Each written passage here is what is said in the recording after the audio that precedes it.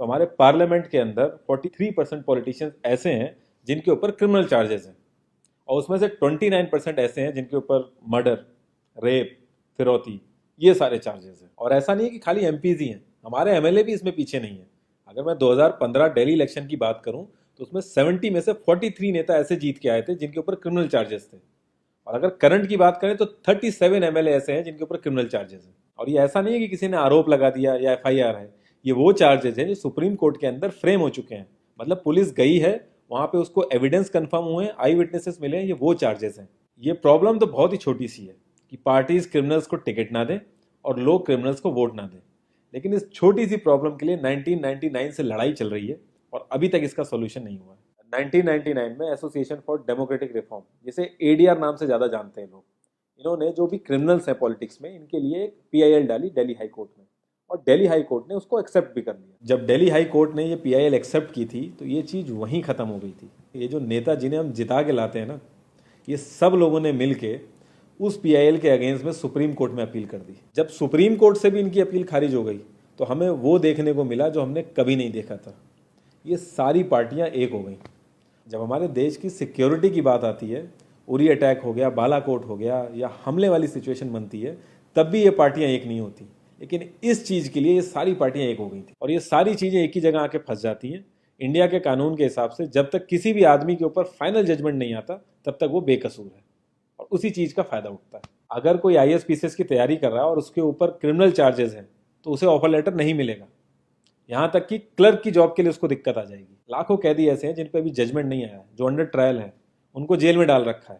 तो ये सारी चीज़ें जो एप्लीकेबल होती हैं सिर्फ पॉलिटिशियंस के लिए होती हैं, बाकी किसी के लिए नहीं। इतने बड़े सांसदीय क्षेत्र में पार्टियों के लिए इतना मुश्किल हो जा रहा है ऐसा कैंडिडेट ढूंढना जिसका कोई क्रिमिनल रिकॉर्ड ना हो। एडीआर की रिसर्च के हिसाब से क्रिमिनल कैंडिडेट के चांसेस 3 गुना ज्यादा होते हैं जीतने के क्लीन कैंडिडेट के मुकाबले। एक क्रिमिनल कैंडिडेट मनी और मसल पावर का परफेक्ट कॉम्बो बन जाता है। पार्टी के लिए फंडिंग इकट्ठी करनी हो, self financing, black money, campaigning के लिए फाइनेंस इकट्ठा करना हो, हर एक चीज में माहिर होते हैं। इसलिए पॉलिटिकल पार्टीज की ये पहली पसंद बन जाती है। पहले लोग इतनी डिमांड में नहीं थे, पहले वही भीड़ इकट्ठी करना, बूथ कैप्चरिंग, इन्हीं सब चीज़ों तक ये लोग लिमिटेड थे। लेकिन ये जैसे जैसे इनकी वर्सेटैलिटी बढ़ती गई, ये पॉलिटिकल पार्टीज की पहली पसंद बनते गए। यार पार्टीज की मजबूरी तो समझ में आती है, लेकिन कास्ट और सिस्टम फेलियर की वजह से लोगों की भी मजबूरी बन जाती है इनको वोट देना। आज की डेट में यार एफआईआर करने के लिए भी आपको जुगाड़ की जरूरत होती है, लेकिन वहीं अगर आप अपनी कास्ट वाले नेता के पास जाओगे तो आपका काम हो जाएगा, थोड़ा बहुत आपका हिसाब किताब देखेगा, आपका काम कर देगा वो। तो ये जो सिस्टम कमजोर है, ये मजबूर करता है लोगों को इन लोगों को वोट देने के लिए, और ये लोग पूरा ध्यान रखते हैं कि ये सिस्टम कभी स्ट्रांग ना हो। अगर तुम क्लोजली ऑब्जर्व करो तो हर नेता यही तो समझाने की कोशिश कर रहा है कि सिस्टम सारा खराब है, सिस्टम में ये कमियां हैं, और मैं तुम्हें इस सिस्टम से बचा लूंगा। और गरीबों के हक के लिए लड़ते लड़ते लड़ते वो खुद अमीर हो जाता है। यार जीतने का एक सुपर हिट फॉर्मूला है, एक एरिया डिसाइड करो, उस एरिया की कास्ट कैलकुलेशन कर लो, जो कास्ट मेजोरिटी में है उसका रॉबिन हुड टाइप या एक बाहुबली टाइप एक नेता खड़ा कर दो, जो सिस्टम काम नहीं कर पा रहा है वो काम तुम करने लगो, लोग तुम्हें वोट देने लगेंगे। इन केस अगर कोई ज़्यादा होशियार बन रहा है या लोगों में ज़्यादा समझ आ गई है तो एक छोटा सा दंगा करा दो, लोगों की मजबूरी बन जाएगा तुम्हें वोट करना।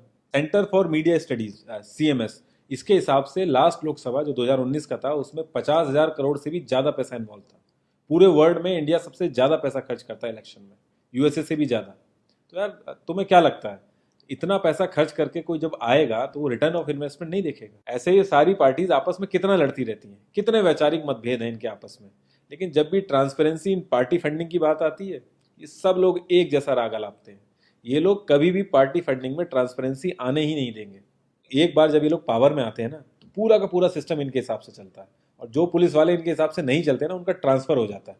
144 पुलिस ऑफिसर्स 1 लाख लोगों की सिक्योरिटी देख रहे हैं, और जब हमारे नेताओं की बात आती है तो 47,000 पुलिस वाले 14,842 नेताओं को सिक्योरिटी दे रहे हैं।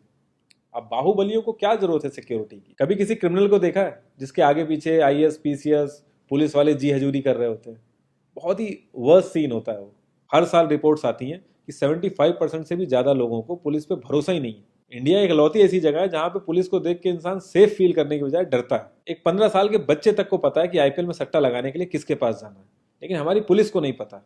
और ये सारा सिस्टम, ये जो वीक सिस्टम है, हमारे नेताओं को बहुत सूट करता है, क्योंकि जिस दिन ये स्ट्रांग हो गया तो इन सब की दुकानें बंद हो जाएंगी। इंडिया की 65% आबादी 35 की एज से नीचे है।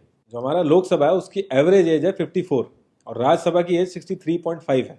एक दो केस अगर छोड़ दें तो आम आदमी के लिए पॉलिटिक्स में घुसने का रास्ता नहीं है। अगर आप गूगल पे सर्च करोगे ना टॉप 10 यंग पॉलिटिशियंस, तो एक भी नाम उसमें ऐसा नहीं होगा जिसका कोई फैमिली से पॉलिटिकल कनेक्शन ना हो। आज़ादी के बाद से 0.5% से भी कम पॉलिटिशियंस ने अपने बच्चों को आर्मी में भेजा है। वहां नहीं भेजते ये लोग। हम लोग इनसे मैनिफेस्टो में डिमांड ही कहाँ करते हैं। हम तो बस रिलीजियस मुद्दे देखते हैं मैनिफेस्टो में और खुश हो जाते हैं। इंडिया ने ब्रिटिश पार्लियामेंट्री सिस्टम अडेप्ट किया और उसमें एक बहुत ही इंपॉर्टेंट चीज़ है शेडो कैबिनेट, वो हमने छोड़ दी। इसके बारे में बहुत ही कम लोगों को पता है और ये लोग हमें पता लगने भी नहीं देते। तो इसमें होता यह है कि अगर मैं फाइनेंस मिनिस्ट्री का ही एग्जाम्पल लूँ तो जो भी रूलिंग पार्टी का फाइनेंस मिनिस्टर है उसके पैरेलली एक ऑपोजिशन का भी फाइनेंस मिनिस्टर असाइन हो जाएगा और जो रूलिंग पार्टी का फाइनेंस मिनिस्टर है उसकी एक्टिविटीज़ को ऑपोजिशन का फाइनेंस मिनिस्टर लोगों तक पहुंचाएगा।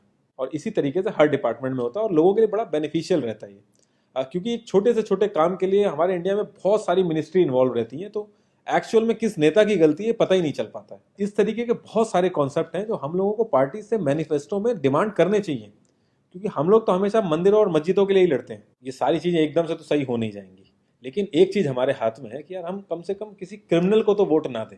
और ऐसा तो होता नहीं कि सारे के सारे लाइन से क्रिमिनल ही खड़े हो जाते हैं। हमें बस इतना करना है कि जो भी कैंडिडेट क्रिमिनल है हमें बस उसे वोट नहीं देना है, भले ही वो हमारी फेवरेट पार्टी का हो, भले ही वो हमारी कास्ट का हो। बस एक दो बार हमें ऐसे करना है, फिर इन लोगों को टिकट ही मिलना बंद हो जाएगा पार्टियों से। जितनी रिसर्च हम अपना मोबाइल फोन खरीदने में करते हैं ना, उसकी 10% रिसर्च भी अगर हमने अपने कैंडिडेट के बारे में कर ली तो ये क्रिमिनल जितने भी हैं पार्लियामेंट में नहीं दिखेंगे, ये वहीं दिखेंगे जहां इनको होना चाहिए।